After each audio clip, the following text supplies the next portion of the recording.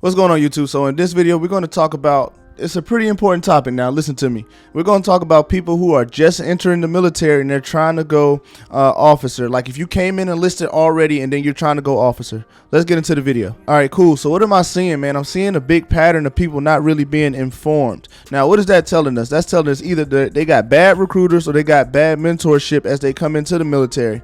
Now, keep in mind, I do know that everybody's situation is different, right? Like you might, you know what I'm saying? You might be in a real legal bind, like you can't get out of it, right? And so you got to come into the military to escape it, or you're living in poverty, or you know what I'm saying? Like you really need the military and it's going to save your life. So you sign on that dotted line to come inside the military. Whatever your reason may be, I'm going to tell you this. Once you get here, start reading, man. Start getting in those books. Like if you want to be an officer, like a lot of these people who try to come in the military, they get this notion that they could just become an officer really quickly. Now I'm gonna tell you why that's not necessarily true. The first reason is you got to get endorsed. You have to literally ask permission before you can become an officer, or even attempt or even try to put in a package. Like your chain of command, that's what it's called. The people that your supervisors, they have to approve of you becoming an officer. So put this in your mind, like real quick. You have to prove yourself to these people that you are officer material. Now, a lot of people might say, well, that's stupid. And I'm gonna say to you, like, that's just the game, right? You have to get requests. You have to request permission in order to become an officer. Now that's out of the way. Let's get to the nitty gritty. So the nitty gritty of this would be like, okay, I gotta prove myself, Mark. Okay, cool. How do I prove myself? So the ways you prove yourself is you do really good at your job. Like you gotta do what you're told. You gotta be a good follower before you could be a leader. You gotta know what you're talking about at the ground level, at the base level, and then you gotta start getting your qualifications, right? Because in order to know what you're talking about, you have to be qualified. Because these officer programs, they gotta look for the best and fully qualified. Let's just say you go on Naval Academy and you don't have to be the best fully qualified. That's totally different. You might say, well, my program doesn't really require that much. That's totally different. You might say, well, I'm a nuclear specialist. That's my rate. Why do I have to prove myself to anybody if I got to be in school for the first 2 years? That's something else. That's totally different.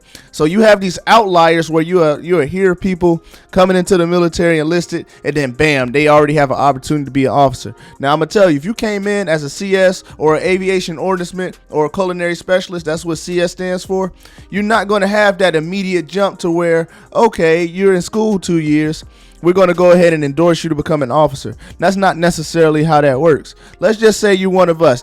Let's just say you're an aviation ordnanceman and you only been in the Navy 6 months. Like you just got out of school, and then you go to your first ship and you say, hey, I want to go to the Naval Academy. Step one, you need to figure out the instruction. You need to figure out the Naval Academy. Like, how does it work? How do they accept people? Because you are on a time crunch. When you're 18, 19's coming, right? When you're 19, 20's coming, right? So you got to make sure that you are following the guidelines, that you could go ahead and meet the requirements, the age requirements. Because just because you meet the requirements on paper doesn't mean that you meet the age requirements for the Naval Academy.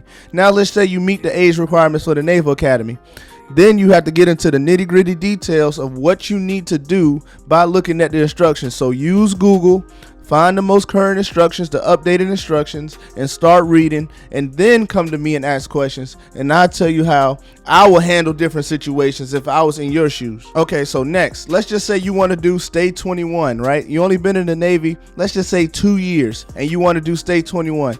One important thing you really need to realize about Stay 21, you're going against other people who are very hungry for Stay 21. Now, the reason why I brought up nuclear specialist earlier, that rate, right? That job, nuclear specialist, is in high demand of the military, and they want more nuclear specialist officers, right? That's just how it is right now. So what does that mean for the rest of us? If you're not a nuclear specialist, you have to be the top of the top of the top, the cream of the crop. You got to be the best of the best of the best in order to beat the best of the best, right? You got to be number one where you at, and then you have to put in that request shit, and then you start building yourself. Now, if you're one of those people and say, well, I already have an associate's degree, Are you telling me not to apply if I'm not the best of the best? No, always apply. Like, just because you don't get accepted, you actually going through the process of even trying to apply is going to give you that experience that you're going to need in order to apply again if need be, because we play the game to win. A lot of us don't play the game to win. I want you to wake up in the morning, play the game to win. Not to draw out this video too much, I just want to say thank you guys for watching the videos, sharing the videos. Thank you for coming with questions, because I promise you I'm gonna give you the raw and uncut. Like, if you send some trash, I'm gonna be like, hey, did you look at any of these videos? Try this video, try this video. That way it'll kind of help you out, or shape what I'm looking for, or shape what I did, and that way I can give you more advice on how to move forward, just because you have a lot more of a base knowledge, right? It's easier to help somebody with base knowledge than to help them if they have no base knowledge. Hopefully all of that made sense. But yeah, you two, man, hopefully you guys having a great day, man. I appreciate you guys' love and support, and I'll catch you next time. Peace.